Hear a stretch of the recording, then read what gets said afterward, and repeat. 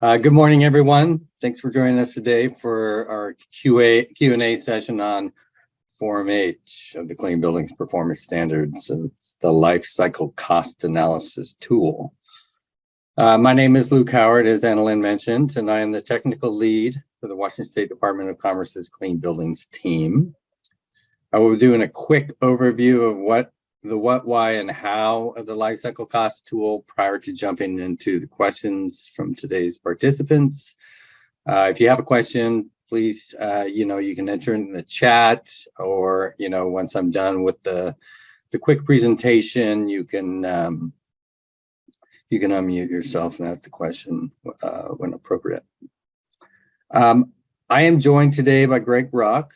He's one of the primary developers of Form H. Greg will be helping me field your questions today. Greg, would you like to introduce yourself? As you mentioned, I'm Greg Rock. It's even the Zoom screen too, but I have a master's degree in sustainable energy engineering. So a background in engineering economics, which is basically the basics for life cycle cost analysis. I formerly was an employee of Commerce back in 2000. I think I left in 2016. I was there for about 3 years, and during that time I developed the OFM lifecycle cost tool under a contract with them, and I've been re-engaged as a consultant to assist with this rulemaking process and the implementation of the building energy standard. Thank you, Greg. Thanks for joining us today. Annalyn, can you push me to the next slide, please? All right, so this slide represents our agency's purpose, which is to strengthen communities. Commerce touches every aspect of community and economic development.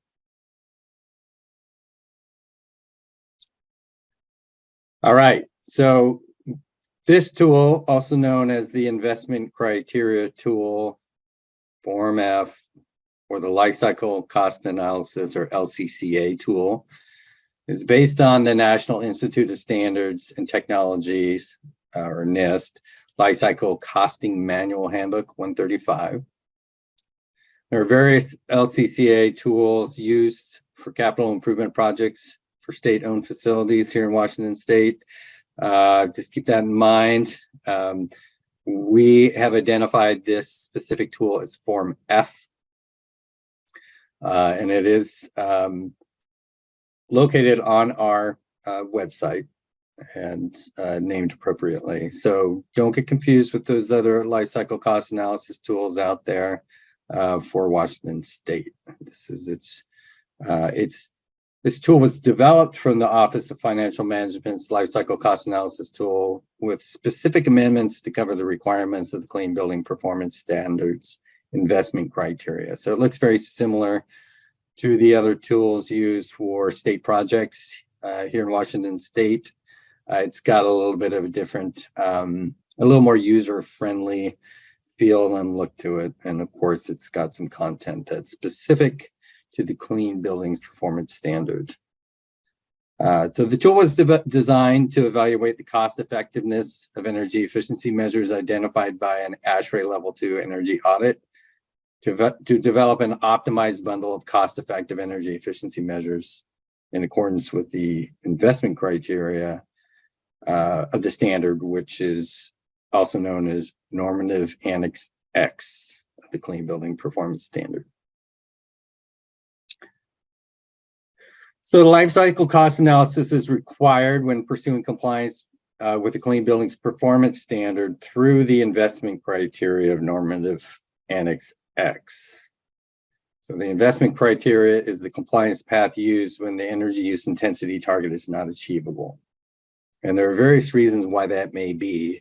This flow chart kind of shows you when that may come into play. So the building has no EUI, so you can't measure the energy use intensity of the building because it may not be metered appropriately.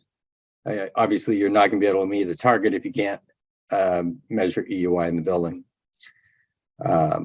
If there is no target for the building, again, you can't pursue the EUIT, or the target cannot be met. So those are conditions and where the investment criteria will be the performance metric for compliance with the standard rather than pursuing the EUIT or the energy use intensity target. Next slide, please. All right, so the investment criteria of the standard requires implementation of the optimized bundle of energy efficiency measures. So the optimized bundle is the collection of energy efficiency measures that result in maximized energy savings while remaining cost-effective as evaluated by the life cycle cost analysis tool in accordance with the investment criteria of normative Annex X, the standard. So this may include energy efficiency measures that, when evaluated on their own, may not be deemed cost effective, but when evaluated within a bundle, the bundle still remains cost effective. However, energy efficiency measures identified by the energy audit with a simple payback greater than the measure life may be omitted from the life cycle cost analysis. Just to let you know, I'm going to reiterate some points here in this presentation, hopefully to just hammer things home.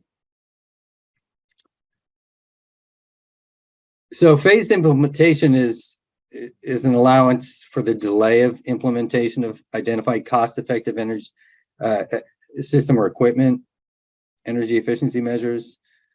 When such EEM, so I'm going to use the acronym EEM to identify energy efficiency measures throughout this training. When such EEMs have not reached the end of their useful life. So phased implementation is part of conditional compliance. That's getting into the weeds of the standard beyond the life cycle cost analysis. We're not going to get into phased implementation today, but I want you to know that if you do take advantage of phased implementation, that needs to be accounted for in the life cycle cost analysis and the capital management plan within the energy management plan of the standard. Next slide, please. So the sequences in the process, as you can see here, compliance through the investment criteria includes an energy audit to identify the potential energy efficiency measures, a life cycle cost analysis, which we're talking about today, which will identify the cost-effective measures identified by the audit, implementation of the energy efficiency measures and verification of savings predicted by the energy audit through the implementation of the optimized bundle of EEM. So the life cycle cost analysis is just part of this investment criteria process. Next slide. So you want to start by conducting the ASHRAE. If you're going down the investment criteria pathway, start by conducting the ASHRAE Level 2 energy audit. Evaluate a comprehensive list of individual EEMs using simple payback as a screening criteria. Remember, when if a measure does not pay for itself within the life of the measure, then it can be eliminated from the life cycle cost analysis. So individual EEMs determined to have a simple payback that is greater than EEM's useful life may be excluded from further consideration.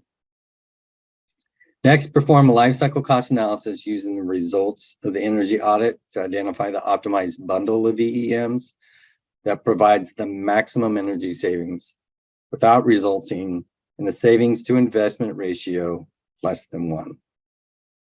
So individual measures that do not meet the life cycle cost test may be excluded from the implementation plan if they are not integral to the implementation of other cost-effective measures in the bundle.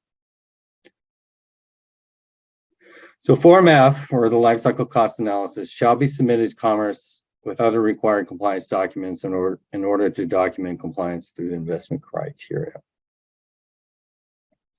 And again, the life cycle cost analysis may include phased implementation. Next slide.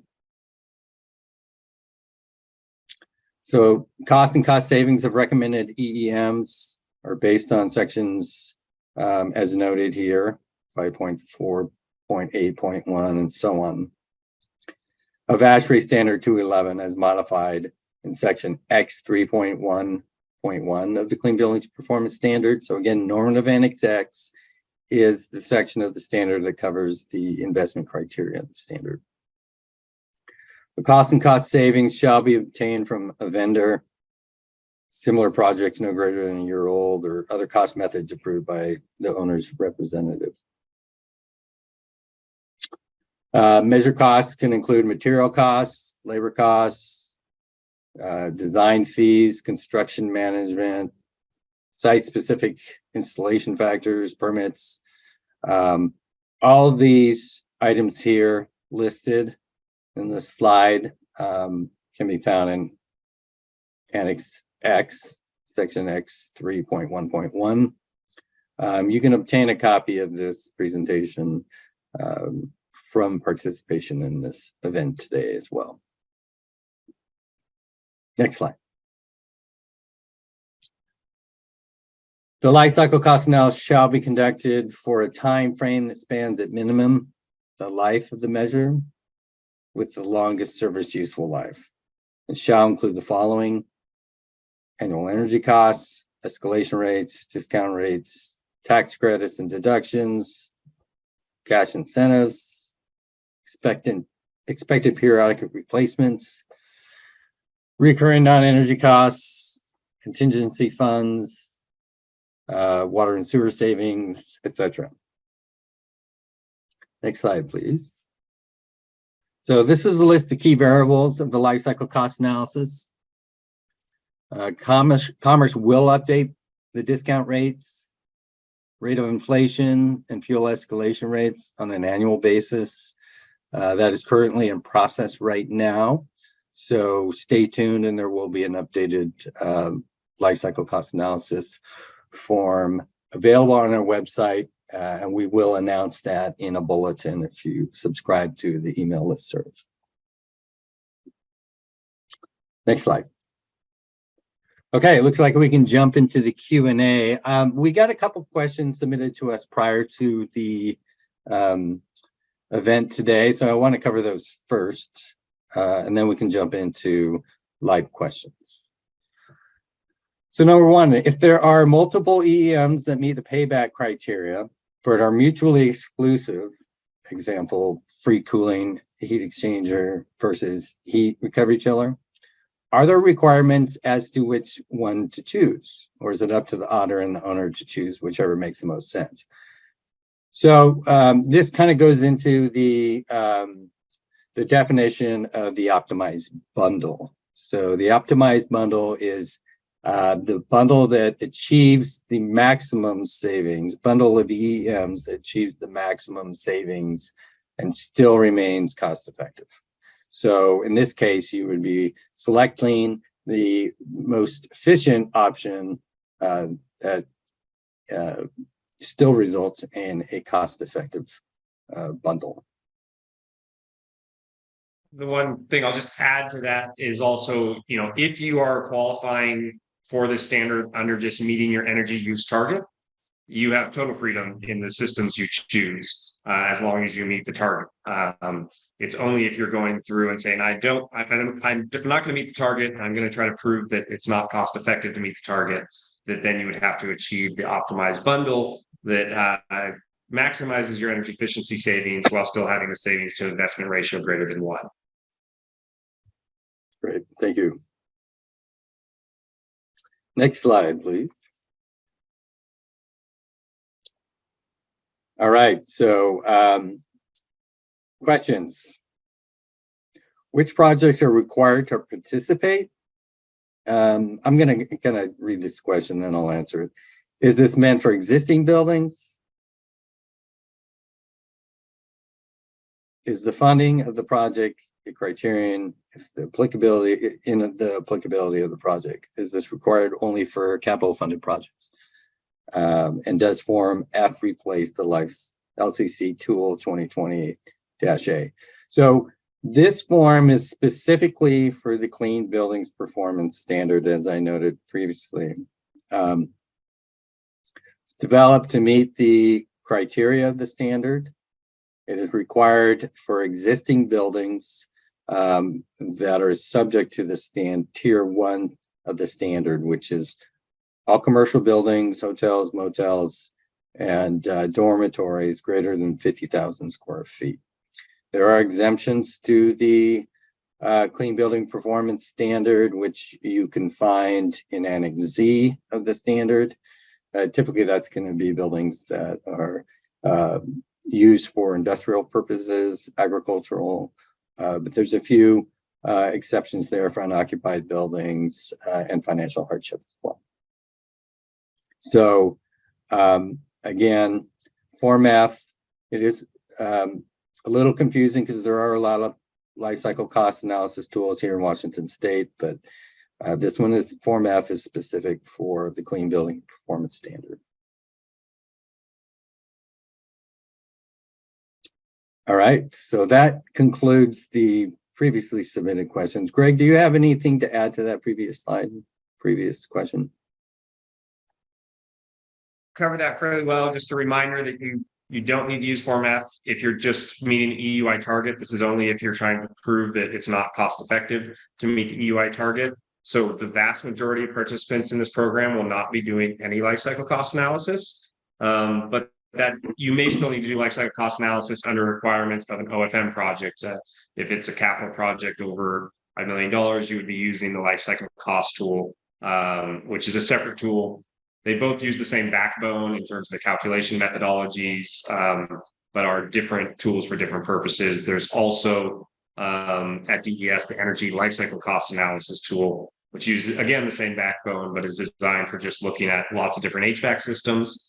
The LCCT is looking at whole buildings, so it's actually looking at like roofing choices, how that's going to affect the lifecycle cost of a building. And then this Form F is quite particular to the energy savings associated with trying to meet an EUI target.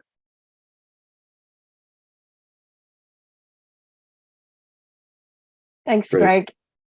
Annika, do we have any questions in the chat? We have one additional question in the chat. For defining the most cost-effective bundle, does that mean you are maximizing the ratio between EUI reductions per dollar spent for all projects that are cost-effective? That's kind of the approach you would take. The output that is measured within the tool is the savings to investment ratio, which takes into consideration the time value of money. So it's your present value of savings divided by your present value of the cost. And you should have greater present value savings over greater present value costs, or you don't need to do it. And then what we're looking for in the optimized bundle is the one that achieves the greatest amount of energy savings while also having a savings to investment ratio greater than 1. So you could have two different bundles that both have a savings to investment ratio of 1.2. They're saving you more money than they cost to implement. But one of those bundles may reduce your energy consumption by 10,000 kilowatt hours, and the other may reduce it by 3,000 kilowatt hours. So the optimized bundle would be the one that achieves the greatest energy savings, while also still having a savings to investment ratio greater than 1.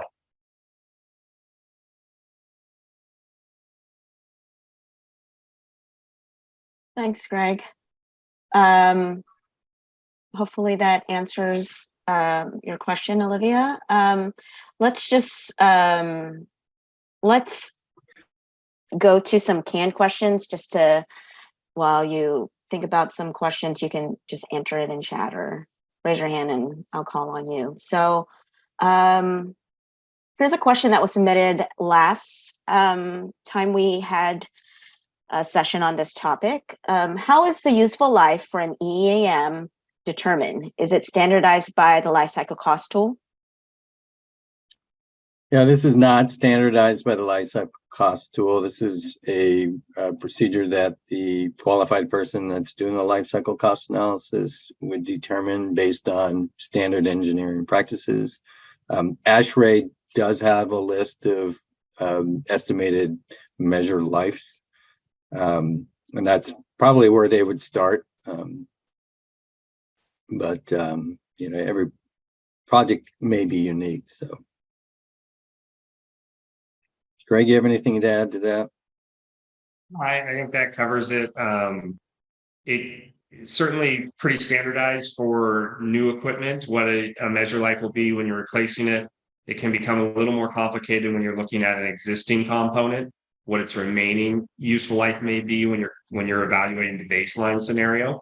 And so again, it may be the ASHRAE less how long it's been installed. It may be a service life based on inspection, and there's flexibility for the qualified individual that's preparing the analysis to estimate what the useful life is, the components that they're either considering replacing or installing new. And I see the chat BOMA is also another good source. And then there's a second question there, Greg.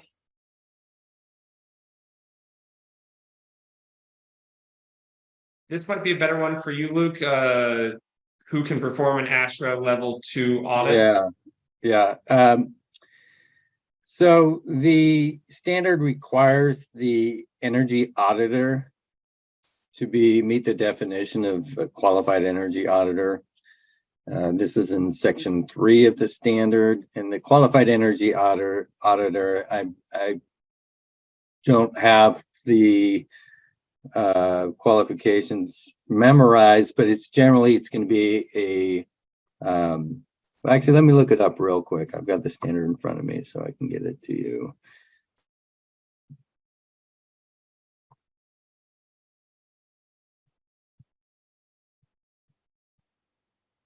Okay, so the qualified energy auditor is a person acting as the auditor of record, having training, expertise, and 3 years professional experience in building energy auditing, and one of the following: a licensed professional architect or engineer, or an energy auditor, assessor, analyst certified by the ASHRAE or the Association of Energy Engineers for all building types.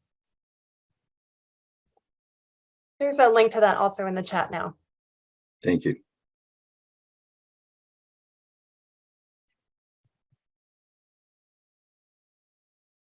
Okay, great. Is there another question? No. All right. Greg, Luke, let's talk about the interaction between real discount rate and rising interest rate. Yeah, I think this is probably one of the interesting things that's going on right now with life cycle cost analysis. One of the key, just for people who maybe haven't seen some of the previous trainings, one of the key elements of life cycle cost analysis is we're comparing current capital costs to long-term financial costs or benefits. And the way that we do that in engineering economics is we discount future costs. So if you have money today, you can put it in a bank, you can earn interest on it. So it's more valuable to have money today than it is in the future. And so we're comparing a stream of future costs that each year get discounted a little bit more. So maybe we spend $1,000 today to generate a revenue stream of $100. And so next year it's $98. The year after that it's $97, $96, $94, $95 in terms of present value. And we look at a study period and we roll them all up to a present value. So we say the net present value of this is the cost today less the present value of all those future costs. And the way we do that is with a discount rate. And the discount rate is a major driving force in the cost-effective analysis and the life cycle cost. And it's something that shifts. In this instance, the discount rate is established by the cost of borrowing money. And so it's different for private projects than public projects. And when we think about the cost of borrowing money, we often think about that as a nominal interest rate or a nominal discount rate. So right now, the Federal Reserve has adjusted its nominal discount rate to 6.25%, quite a bit larger than it was just a few months ago when it was near all-time lows at 3.25%. And as we raise that nominal discount rate, that says that future value becomes less valuable than today. And that'll actually typically decrease the amount of energy efficiency measures that would be cost effective because those future savings are deemed less valuable and the present cost is more valuable. However, we're living in a very interesting time right now because we also have very high inflation rates. And so inflation is diminishing the value of purchasing power. And so the way life cycle costing really works, you can either do it on a nominal basis where you have to then factor in inflation, or you do it on a real discount rate where the inflation is factored in. They both lead to the exact same result. It's just a different place where you input the inflation. And so currently, OFM is projecting 7.06% inflation rates. And so they're projecting at a rate of inflation that is higher than the current cost of borrowing. And that's actually leading to a situation where we have a negative real discount rate, in this case for private entities of negative 0.76. And essentially what that's saying is the purchasing power, if we could take today's purchasing power and move it to 5 years in the future, it would be more valuable to have today's purchasing power in the future than it is to have it today. So it's almost a reverse discounting in this instance. And so that's actually slightly bumping up the cost effectiveness of many of these energy efficiency measures in this current landscape, because it is saying that if we can acquire an asset now and inflation truly does hold at that level, the benefits that creates in the future are going to be more valuable in terms of raw purchasing power. So it's very complex, but I hope I didn't make that too confusing and provided some explanation on the intricacies of nominal discount rates, inflation. No one has a crystal ball, but I would speculate, the Federal Reserve is working hard to bring inflation rates down, and that's the reason interest rates are going up. And so we'll probably see interest rates exceed the rate of inflation at some point in the coming months when inflation starts being brought under control.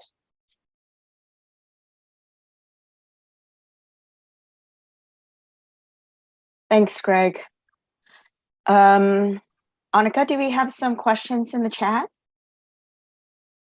Yes. We had one question that just came through. So I'm going to go back. I think it was answered, but I want to cover it.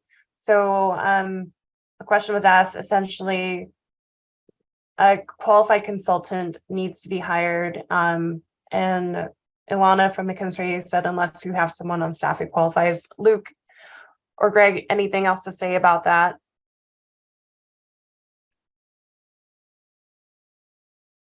Nope. Okay, I'll move on to the next one. If we have questions about the Department of Commerce LCCA tool besides Form F, who can we contact? I put our direct email in the chat. It's buildings@commerce.wa.gov. There you can contact our team of clean buildings folks for any support or questions. And well, then I do want to note that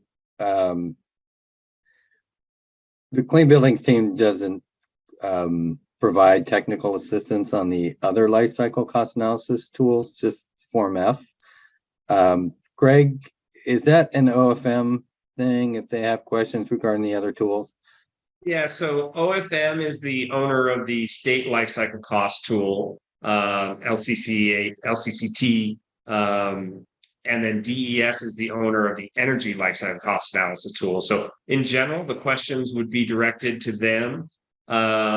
They may redirect to Commerce, and as a lot of the life cycle cost expertise lives at Commerce. So I mean, if you drop it into the buildings, we may be able to answer a question for you. But if it's like, when do I need to do this, or more about how and when you should be using the tool, those should be directed to OFM for the life cycle cost analysis tool and DES for the energy life cycle cost analysis. If it's like a real technical question about the spreadsheet itself, we may be able to assist on Commerce side.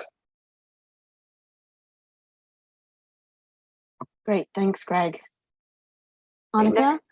Next question is, this is a bit simplified, but do you have general advice for building owners' approach to CDPS? Who can calculate their EUI, but it's currently higher than the EUIT? So 1, implement measures they think will drop their EUI to below the target and hope they get there despite the risk. 2, spend the money to hire a qualified consultant to perform a level 2 audit and pursue the investment criteria pathway. It seems to be that strategy 2 is safer for building owners in this scenario. Yeah, that's a good question. The standard does not require an energy audit in order to meet the EUIT, but if you are currently over the target, it'd be best to, well, two things. Number one is, in order to comply with the standard, you need to have a qualified person submit all the compliance documents. Part of the qualified person is typically an engineer or an architect, licensed engineer, architect, or a BOC, a building operator certificated person. So if you don't have one of those on staff, you'll probably want to hire someone anyways. You may not need to jump into an ASHRAE level 2 audit. A qualified person should be able to evaluate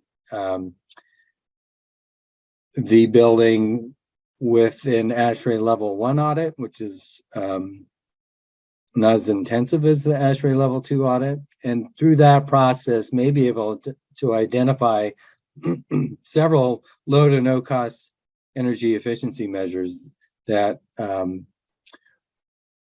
will drop the EUI to the target or below the target comfortably.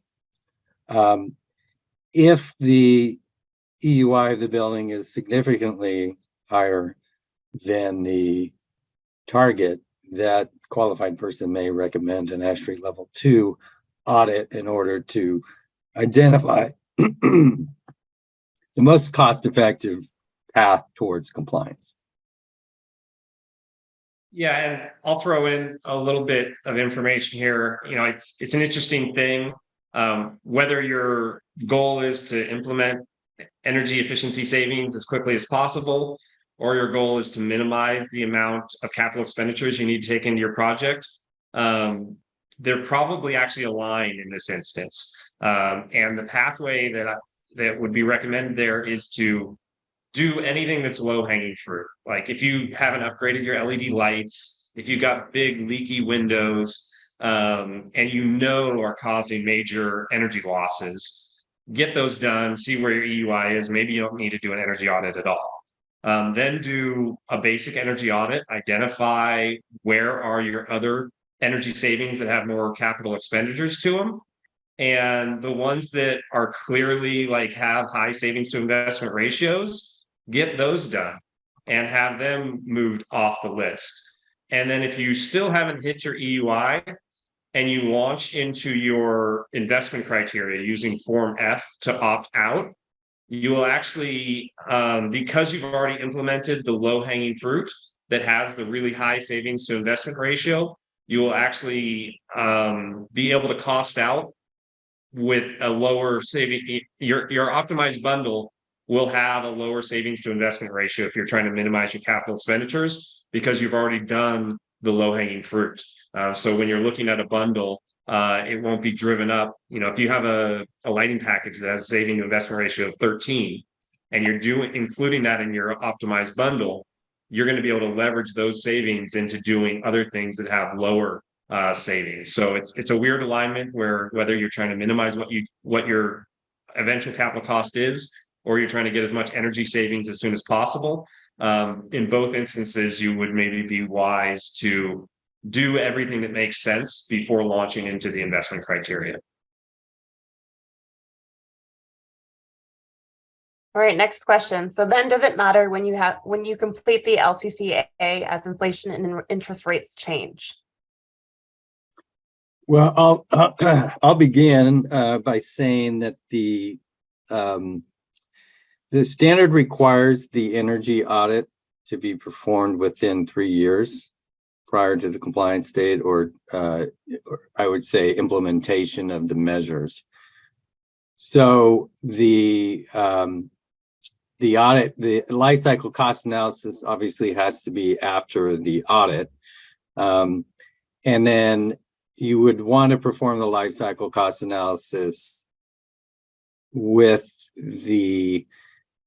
enough time to implement the measures and measure and verify savings by the compliance date.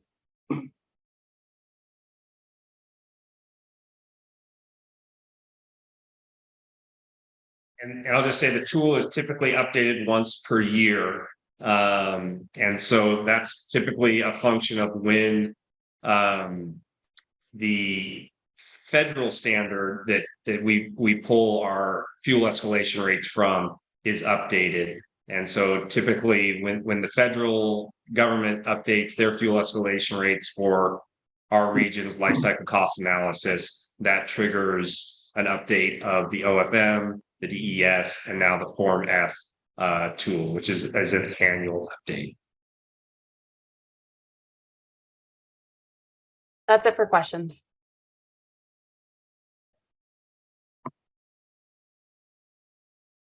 Great. Thanks, Annika. We'll just give people some more time to type it in. But in the meantime, let's talk about maintenance cost savings. Would you like to say anything about that, Greg? Sure. I think it's just important as you think about an energy efficiency measure that you are capturing all of the associated maintenance cost savings. So it's, if you go to the light bulb example, it's not just that this LED lighting package is going to reduce your electricity over an incandescent or compact fluorescent. It's also going to reduce the replacement time and the schedule and the maintenance that's associated with that. Instead of changing bulbs every 2 years, or maybe changing them every 7 years. And there's real maintenance savings associated with that. So when you're doing a life cycle cost analysis, you're establishing a baseline, which is what it takes to operate the building as is. And that may be changing the light bulbs every 2 years, the maintenance associated with that, the cost of the bulbs, and the electricity to run those bulbs. And when you compare that to an alternative, going to like an LED package, you're going to want to capture the reduction, not just the electricity, but also the reduction in the maintenance and the labor that goes into it to offset the capital costs associated with that upgrade.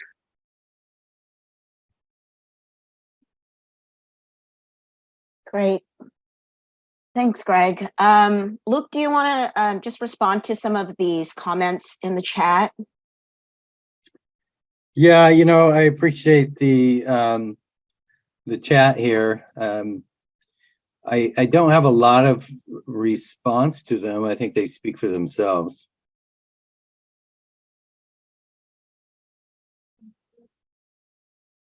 Right.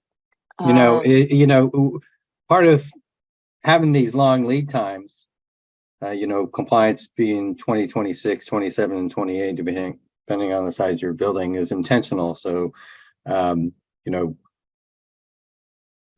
owners are going to find it most cost effective to start early, plan early, implement those low and no cost measures like the operations and maintenance program early, so that you can start seeing the results, especially for buildings that are close to their target. And one other comment is, this is standards. There's a 5-year cycle, so every 5 years you're going to have to renew your compliance, and it's also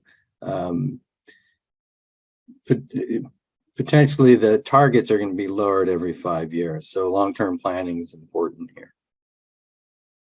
And when you're making these capital investments up front, you're doing your optimized bundle of energy efficiency measures, whether it's through the investment criteria or just doing it for the meeting the target. It's best to aim high now, take advantage of energy savings for a longer period. Yeah, I'll note in a lot of these buildings, you're going to find that you can achieve your EUIT without much capital expenditures. It may just be proper commissioning is needed to come in and get the building on track. But that doesn't mean that there aren't investments that can be made that will save you money. And that's the whole purpose of this life cycle cost analysis, is to find you investments that actually save you money. They're going to create a net present value increase in your operations. And so even though you may not need to do it under the standard, the process of going through of having an energy audit and evaluating what the opportunities are may highlight a lot of things that have positive savings to investment ratios. They'll require some capital costs, but you may decide to go past the EUI target. One, because the targets will be lowered in the future, but two, because as soon as you make that capital expenditure, you're going to start benefiting in the annual cash flow that it creates, and eventually pay off that expenditure and have a greater net wealth as a result. We have Olivia raising her hand. Olivia, would you please come off mute and ask your question? Yeah, so I have a question about due dates. I know that for higher ed campuses, I went to the meeting just on Monday. You can go with a aggregate campus compliance option where you have a district energy system and all buildings on that district energy system can be counted as one compliance unit. If there are multiple buildings on that system that range from 50,000 square foot to over 220,000 that would have different due dates, what would be the due date for the campus as a whole for compliance? Yeah, that allowance is still in development, Olivia. So we have not come to a conclusion on that. It's likely that it would be 2026, but that's still in development right now. All right, thank you. Mm-hmm.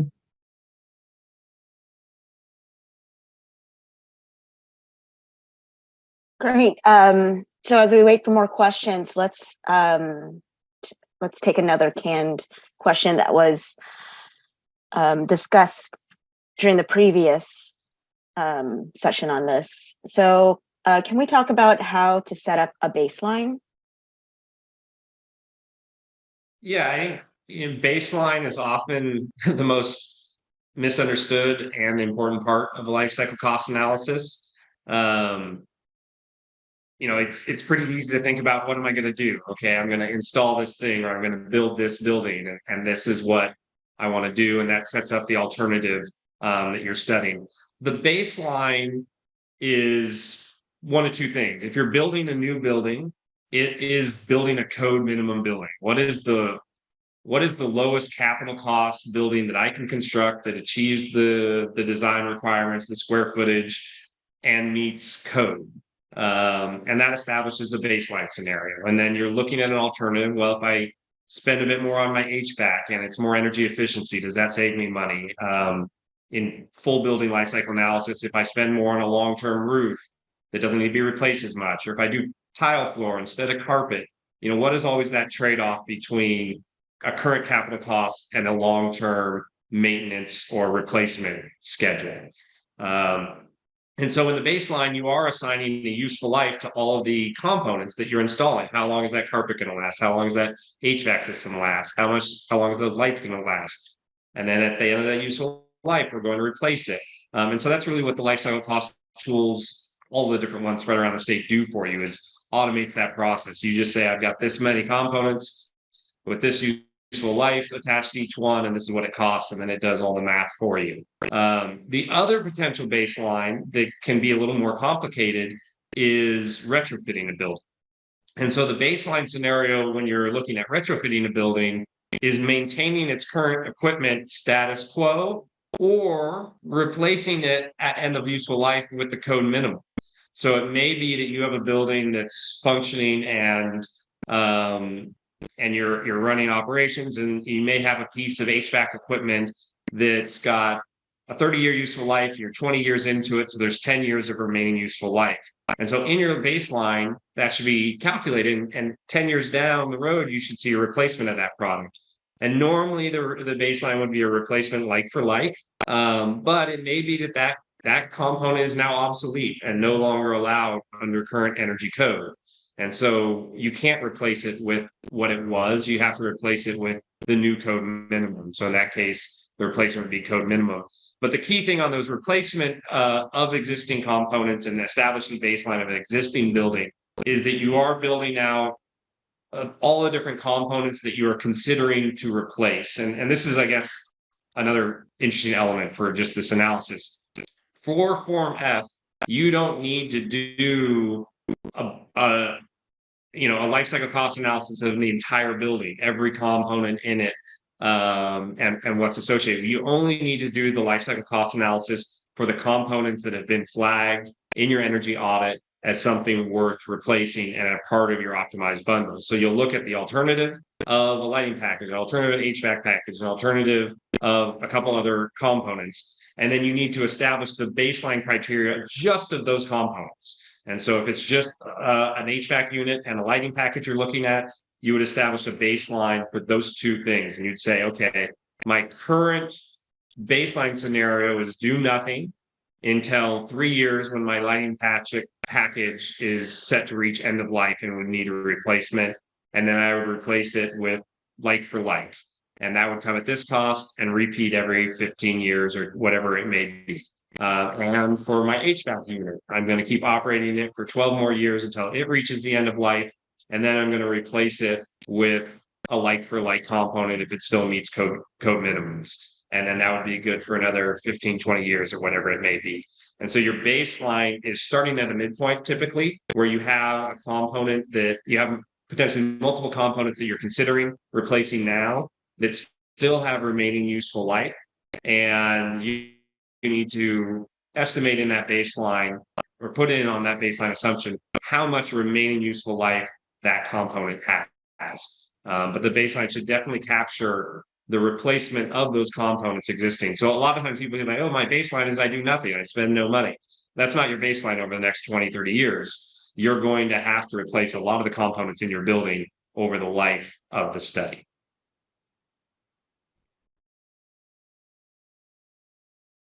We have an additional question in the chat. How are we supposed to account for interactive effects for phased EEM implementation in the LCCA?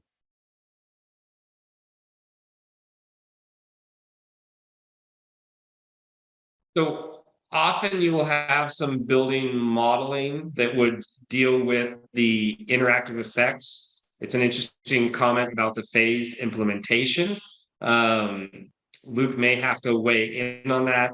From a technical perspective, I think if you have a phased implementation schedule in place, you should be taking into consideration basically the final installed product. And so that would account for what the modeling says in terms of those interactive effects occurring, even if the future component has not been replaced.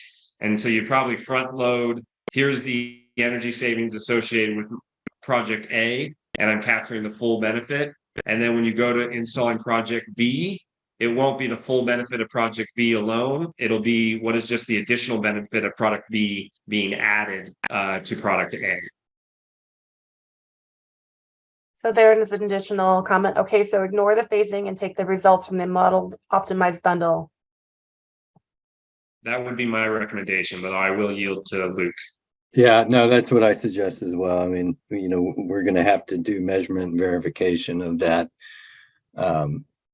If there's no, you're going to have to do measurement and verification of the estimated savings. And if you're not, you can't obviously do that if you haven't installed a measure that's in phased implementation.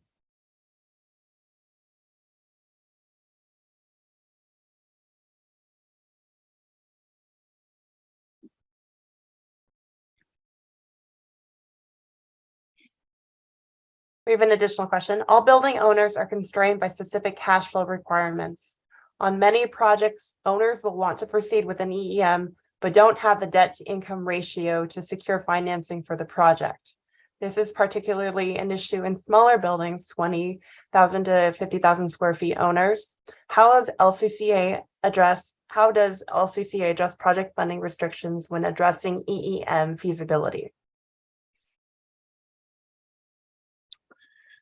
I don't, Greg, correct me if I'm wrong, but I don't think there's any direct addressing of funding in the LCCA. It's just to identify what is deemed to be cost effective. The standard does have exceptions for financial hardship, or exemptions, I should say. So that if that is a case, where they can't secure financing for the identified cost-effective measures, that would be the route to pursue. So that would be section Z 4.1. It kind of highlights the exemptions. And we I also think want to that's point correct. out that the standard, the tier one, the standard is focused on buildings 50,000 square feet and greater. Tier two, we still have rulemaking, and that's not been developed yet. So the 20 to 50,000 does not apply. And I think it's correct. The financial hardship section is specifically designed for that. The other element within the life cycle cost tool is that you can model in both the baseline and the alternative financing of the capital expenditures. And so the rate that you get on your loan can affect your life cycle cost analysis. So it may be that someone will loan you money, but they're only going to give it to you at 15%.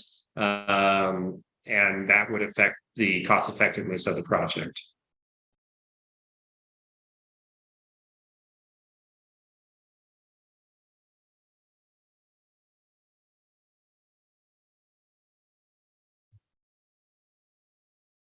For financial hardship, as long as the owner can provide supporting documentation that displays an immediate and heavy financial need which cannot be satisfied from other reasonable available resources and which are caused by events that are beyond their control, they would qualify.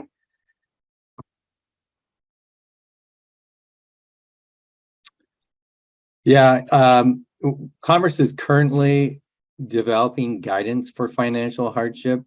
We'll have more details, and we'll have a specific training specific to the exemptions, probably after the first of the year. So we'll have more information for you in the future. The exemption process, application for exemption, technically as the rules were written, is not available until 1 year prior to the compliance date. Commerce is making an exception for that, though, and we are planning to allow for application for exemption shortly after the first of the year. Hopefully, it's our plan. And for this is kind of like for application for exemption, kind of a pre-approval. Since compliance dates can be a few years off, we were going to need to have verification that the exemption still applies within 365 days or 1 year of the compliance date. Thanks, Luke. Just to clarify, so that scenario earlier, this isn't a hardship. That is a building where the EM is more than the building cannot pay for the upgrade by borrowing. So if you look in the comment, it wasn't in reference to a hardship scenario. Okay, let me think about this here. I'm sorry, Boyer, if you can, I don't know, it's not really a name, but an email address. Do you want to unmute and clarify? Hello, can you hear me? Yep. Yeah, so this scenario is, for instance, a grocery store. It has a 3% profit margin. And if you come in and you start going through the life cycle cost analysis and, okay, you got these bundled measures that are going to do a lot of good, but you also have the trade-off of you have a 3% profit margin. And a lot of small grocery owners and small business owners, you know, the 20 to 50,000, and we haven't seen the rules for the 20,000. So, you know, the wind seems to be blowing not in the right direction in this scenario either. If these folks can't secure loans to pay for this because of their debt to equity ratios, then how do you represent that in the LCCA? Because you're kind of in a trap. You can't do a hardship because those rules are very specific, and that wouldn't fall in that category. So the only way I can see to show that, okay, we've got these ECMs and we've got these paybacks, but, you know, it can't be funded. I would think that the LCCA would be the place where we would do that work for the compliance to show that. So how would you do that? Because I don't see any other method or tool in the law or the administration that gets you around that other than begging the authority having jurisdiction to let you go on that. And that authority is going to want to see the proof too, which would probably be in the LCCA. So sorry, complicated question, but it's one that every single small building or small business owner is going to run into that has a shoestring budget. So I'll just jump in on the LCCA side. This is, a standard methodology developed by NIST. You can read lots of handbooks on it. It's just what is cost effective. Now, one of the elements that is an input to that cost effectiveness is the cost of borrowing money for the particular building owner. And so, as I mentioned, if they may be in a situation because of their debt to equity ratio that their loan is at a very high rate because they're considered high risk. They may have to take on projects in different stages because they need to do smaller loans and get some of that paid off before they can borrow more. There are quite a few loan packages out there now that will create loans against energy savings. So even if they have a low debt to equity ratio, if they're implementing a project that has a saving to investment ratio greater than 1, they probably may qualify for some of those loans. So that's just like some background. And then, I think there's a bigger question of whether it is a qualifying hardship if someone is unable to access loans to do this work. Because I don't think there's an expectation that everyone is going to have capital reserves to implement a project. But if you do have a project that can pay off itself and the interest payments on the loan, it is cost effective, and it's just about finding access to those loans at that point. And to clarify on what Annika just said earlier, there's two cohorts of buildings. There's the tier 1 and the tier 2. In tier 2 are their smaller buildings, 20,000 to 50,000.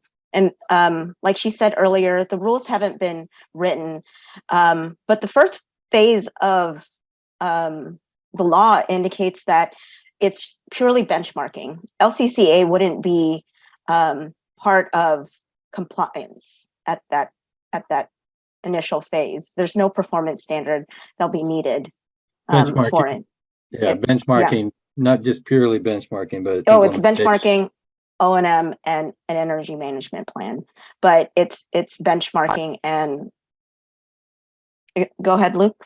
Yeah, I just wanted to be more specific, and tier 2 will include the operations and maintenance program and an energy management plan in addition to benchmarking. Yes. For the first cycle. Mm-hmm. And eventually there will be a performance standard, but again, the rules haven't been written, and your concerns can be heard during that time, and we can and that can be a big consideration in how the rules are shaped. Okay. So I'll just give it another minute for any additional questions. And just to add to that, the life cycle cost analysis tool is when you're going to pursue the investment criteria. There is another performance metric, which would be the meeting the target, the UIT. Okay. Just to wrap up, is there any last questions or thoughts or information you'd like to put out, Luke or Greg? Oh, I'm sorry. I think we're at time. Thank you so much for joining us today. We appreciate your attendance. And if you have any more questions, please feel free to email us at buildings@commerce.wa.gov. Thanks.